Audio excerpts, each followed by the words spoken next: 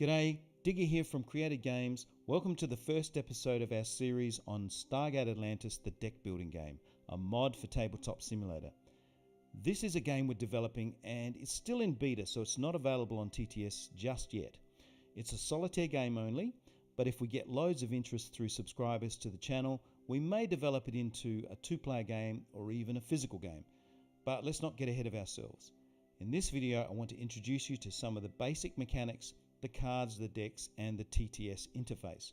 In the next episode, we'll start playing our first game. Now, the object of this game is to earn 10 victory points before Atlantis' shield reaches 0. Now, we earn victory points through completing missions, which are attached to location cards. So if I pull the first one off, hit F on the keyboard to flip it over, hold the Alt key to have a look at the card. Now, that is a mission location, and by meeting its requirements we will earn those 2 victory points that is printed on there. Now, Atlantis shields get reduced by adversaries coming down the location track, hitting orbit or atmosphere and hitting the actual Atlantis locations. Now this here, these 5 spots here represent the Atlantis location. These 5 spots here represent the 5 locations that would put out. This might be easier if I show you this. So one of the scripted buttons we have for this game is the setup button. Now watch what happens when we press this. So first thing that happens is 5 locations get put out. Now, and the SGC gets populated. So what would happen in the very first turn is we would hit the adversary deck and that would move one adversary into play. Now, adversaries that are flipped over like this have no effect on requirements for the mission, so they won't interfere with this mission. But there are other things that happen. For example, whenever you attempt a mission, we have to roll the event dice to see if we get an event. Hit the R a few times on the keyboard and boom. This symbol means that we have an event. So we pull the top one off and hit F on the keyboard, flip it over and read the requirements. Revealed. Discard all your characters here, trash this location and select another. So that's not a particularly great one for us, but there you get the idea. So that would interfere with us attempting this mission quite severely in this case. The characters get discarded back here, which you'll be using again. You can use again.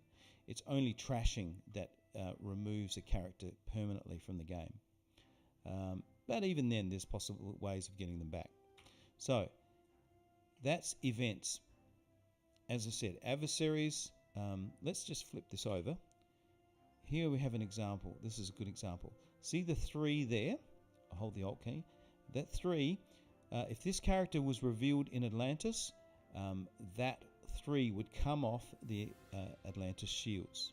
Now you'll see this in work, in motion when we start playing the game. So the other big thing is the sights. One thing you can do, if you don't do attempt a mission this turn, you can, if you don't attempt a mission in a turn, you can draw a sight from the sight deck. You're allowed to have 5. So let's just draw the top one off, hit F again. Alright, so this particular card is the Atlantis Mess Hall. Now to see the 3 plus at the top there, on the top right, that means it can only go from 3, 4, 5. It can't go in 1 or 2 slots. And that makes a difference in the game as you'll see as we play.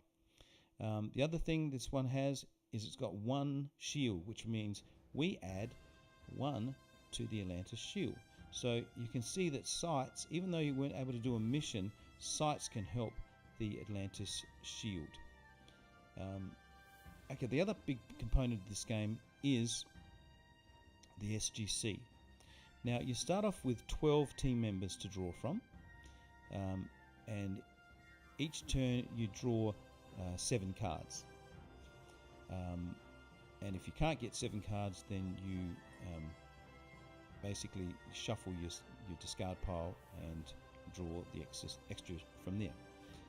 So you have 12 team members, and in fact let's hit 7 on the keyboard while we hover over the team, and it will draw 7 cards into our hand.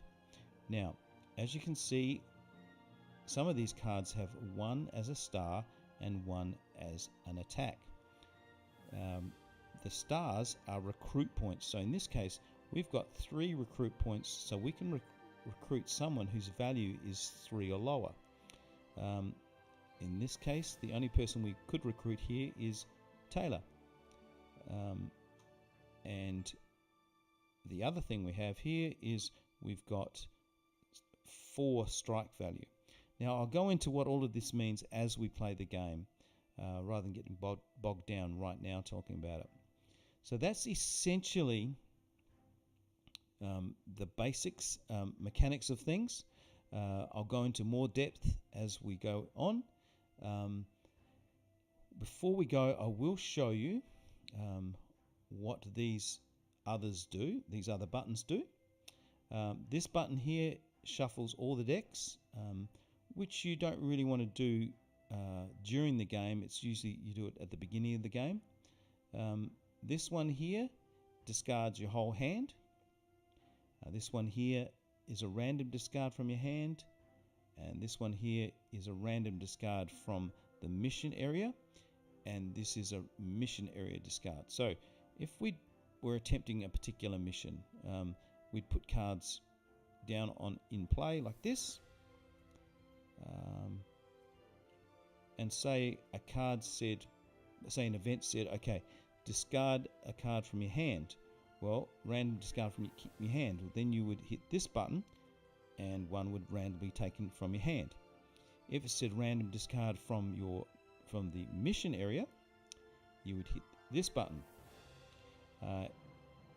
Then at the end of the turn, you have to discard all of your cards before you start the next turn. So you would hit discard from hand, and then discard mission area. And so that's it. So thanks for watching.